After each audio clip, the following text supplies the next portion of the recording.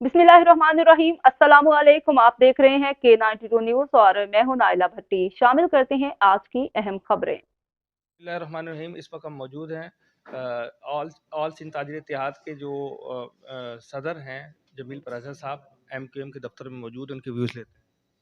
जी देखें, इस वक्त कसाद बाजारी और मंदी ने वैसे ही कारोबार तबाह कर रखे हैं। कारोबारी हालात बहुत ख़राब हैं और हुकूमत को बजाय इसके कि कारोबार को कोई रिलीफ देते, इन्होंने कारोबार को बंद करने की बात की है। हमेशा हर हुकूमत का हमने तो ये देखा है कि जुल्म सिर्फ ताजिर बिरादरी के साथ होता है, जो वो कहते हैं कारोबार बंद कर दो।